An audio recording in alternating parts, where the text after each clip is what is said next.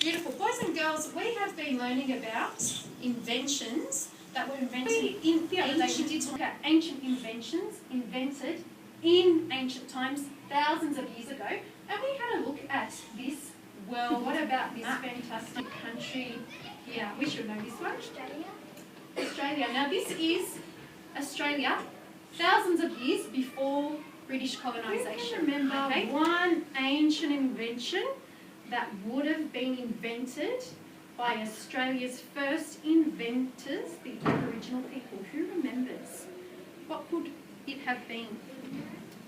Would you like to come and tap on our link? So what we're going to do is we are going to investigate Aboriginal inventions, and we are going to learn about how we can research for the different Aboriginal inventions using a website.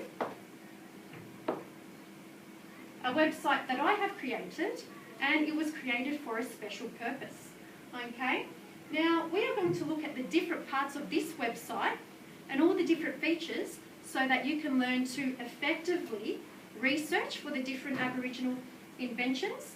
And also, because I made this web page, it might even give you ideas as well for when you compose your own web page. You can think about the different parts of a web page and what would be effective. So, first things first, let's have a look. What do I mean when I say text?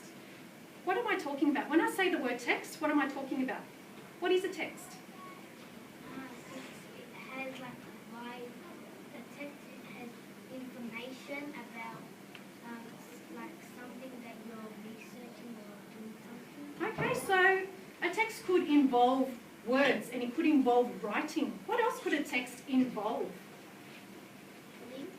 It could involve links. Do you mean links to other websites? Okay, so definitely on a web page we could find links to other websites. That's another part and another type of text. What else? Let's see, Gabriel. Audio. You could also have audio. When we're talking about audio, it means something that you can hear. That's definitely a different type of text. Jacob. You could also have a video. Yeah, you could have video. So video would combine a moving picture and audio as well, and sound. So a video is definitely a different type of text. Kyrene. Pictures. Definitely. Pictures or images do make up a text as well. Information. And information, which would be writing. Keeping that in mind, have a look at this website that I've created. I am going to just scroll down through the website so that we can have a look at all of it. And I want you to just have a look at what you think the purpose is of this website. Why do you think I made this website? What is the purpose for it? Was it to tell a story? Have I made it to persuade someone to do something?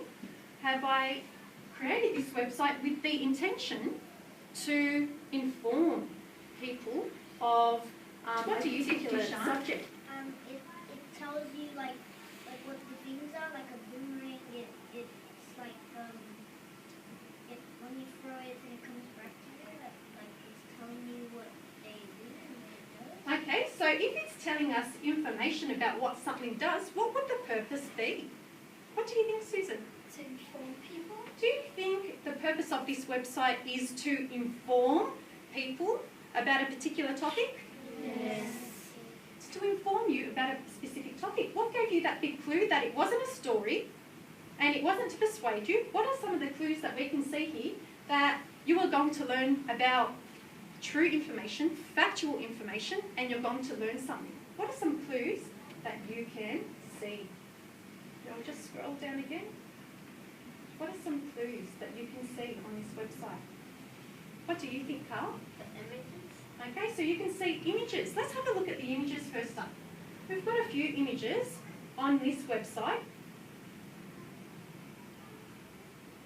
Okay, now have these images been illustrated by someone? No. What can you tell me about the images?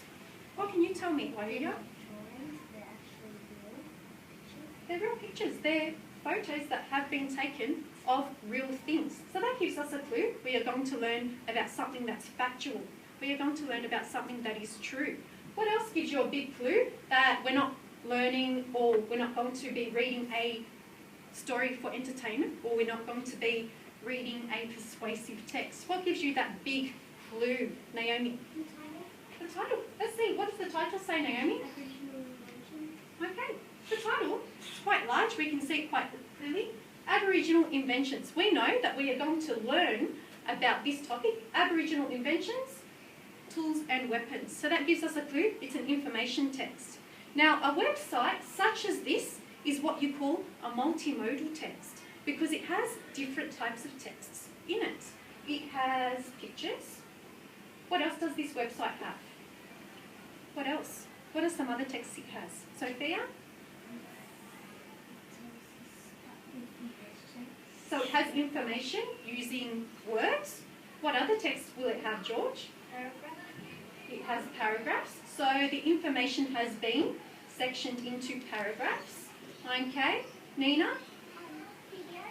It also has, and you might have seen this when I scrolled down before, it also has a link to a video, which is another type of text and another way of learning something. Any other text we can see on this web page? Let's see, Liam. Subheadings. Yes, we do have subheadings. Can you see anything else that will help the reader or the viewer of this website learn about Aboriginal inventions? What do you think, Dushan? Like if you want more information about anything like the boomerang, then you go to the link over there. So, are you talking about this link here? This is an example of a link. So, this is what happens. If I tap on that link, it will actually take me to another web page so that I can learn more about that particular topic. And that topic, for this instance, is boomerangs. And I could learn about the hunting boomerang and the returning boomerang. And I would have to use my comprehension skills, such as skimming and scanning, to look for the information that I needed. Someone mentioned, and I think it was George, you mentioned that this web page is organised into paragraphs and into sections. Why do you think it's a good idea to organise a text, such as a website or any other sort of text, into paragraphs and into sections? Why is that a good idea? What do you think, Vincent? Because when you put it all together, no one's going to know what you're going to talk about. Okay, so if all my information was mushed together and there were no subheadings to tell me what I was going to read, you wouldn't know where to look. Now, let's have a look. We've got different paragraphs here. What will this section of the web page be about? Gabriel? Boomerang. What told you? What gave you that information? The subheadings and the image. Okay, so we have a subheading, which is larger than the other information. It says boomerangs. And we also have an image of the boomerang. And if we find that we don't have enough information about the boomerang, where could we go? We could go to the link. I could just tap on that link and it would take me to that page. And we have another section to this web page. What is this section going to be about? So if I went to this part of the web page, what would I be learning about, Sophia? How do you know?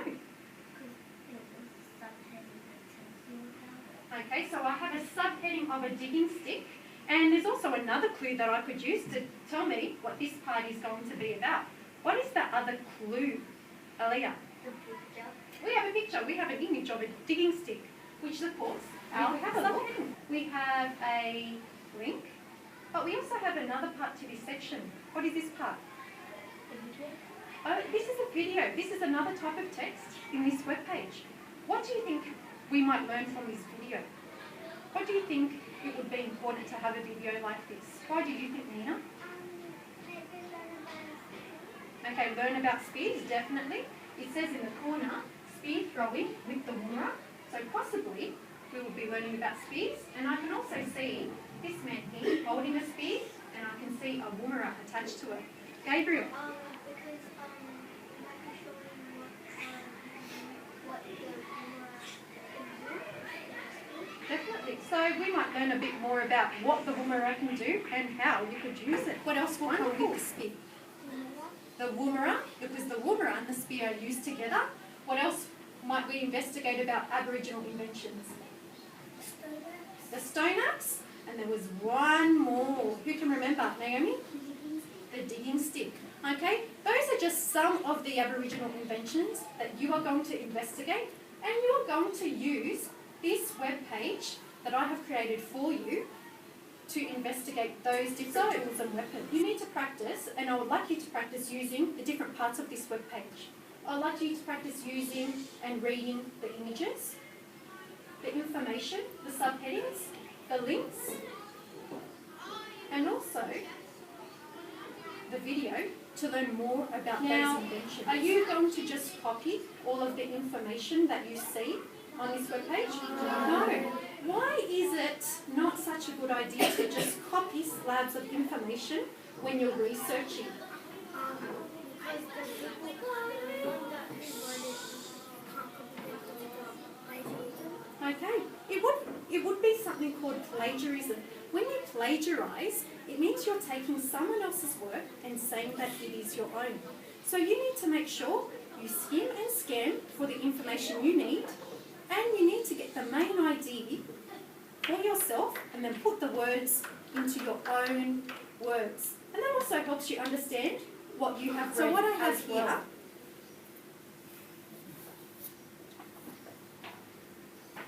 is an activity where we are going to look and take notes of the different Aboriginal inventions using this webpage and its different features. So when you get an iPad, you will type in the address www.small.com/app/pages/preview/7RGP right here at the top. Okay, it will take you to this website where you can use all those features to research these inventions, and you will take notes about what it looks like, what it is used for, and what it was made from. So those are the things that you need to research and you need to look for on this website.